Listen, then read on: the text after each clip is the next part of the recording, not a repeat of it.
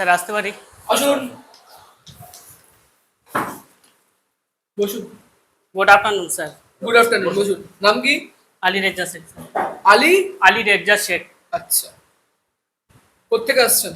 Sir আমি নদিয়া জেলার ধুবি গ্রাম থেকে আসছি। নদিয়া জেলা কি গ্রাম? নদিয়া জেলার ধুবি গ্রাম, আচ্ছা, তুমি। নাকাশিপাড়া থানার অন্তর্গত। আচ্ছা, ঠিক ঠিক। আচ্ছা, তুমি কেন স্কুল সার্ভিস আসতে চাইছো? স্যার স্কুল স্কুল সার্ভিস কমিশনের অধীনে কাজ করা অত্যন্ত সম্মানের। এর পাশাপাশি এই চাপে আহ, তুলে ধরতে পারবো নিজেকে।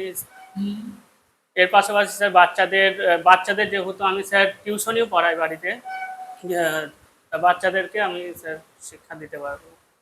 শিক্ষা দিতে পারবে? এখানে তো শিক্ষা দেওয়ার তোমার তো চাকরিতে তুমি ঢুকছো না, তুমি তো গ্রুপ সি গ্রুপ ডিতে ঢুকছো। আচ্ছা, ঠিক আছে। গ্রুপ সি গ্রুপ ডির জব। প্রথমত ঘর পরিষ্কার পরিচ্ছন্ন রাখা, তারপর নোটিশ বোর্ডে নোটিশ টাঙানো, ঘন্টা বাজানো, তারপরে আমার যেসব উচ্চপদস্থ কর্মচারী থাকবেন তাদের অবশ্যই মানে যা হুকুম করবেন সেগুলো আমাকে অবশ্যই মেনে নিতে হবে। বেশ। Group C. এখন যদি স্কুলে যদি হঠাৎ করে যদি একটা জরুরিকালীন পরিস্থিতি দেখা যায় তখন তুমি কি করবে?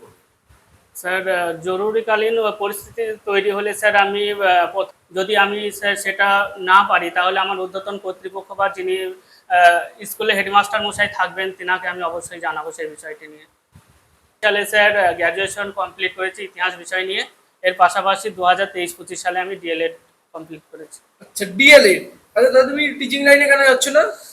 স্যার বর্তমানে স্যার চাকরির যা পরিস্থিতি এখন বর্তমানে চলছে স্যার, সেই মুহূর্তে স্যার এখন সেরকম মাস্টারি এক্সামগুলো সেরকম হচ্ছে না।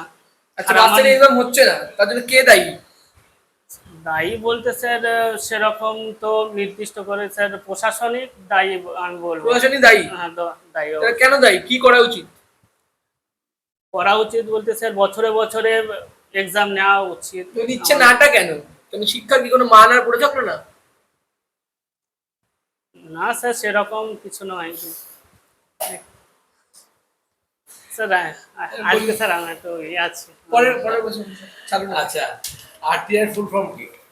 আরটিআর ফুল ফর্ম হচ্ছে right to education act. Education? Right to education না, right to information. Right to education কবে? রাইট টু এডুকেশন কবে এসেছে? Right to information sir. আর এডুকেশন কবে এসেছে? রাইট টু এডুকেশন কবে এসেছে? এডুকেশনটা স্যার এই মুহূর্তে স্যার আমার মনে পড়ছে আর্টিকেল, সংবিধানের আর্টিকেল কত? রাইট টু এডুকেশন স্যার, মনে পড়ছে না। এটা কি fundamental right? Right to education, হ্যাঁ হ্যাঁ স্যার। আচ্ছা, ঠিক আছে। আচ্ছা, ঠিক আছে, আসতে পারে।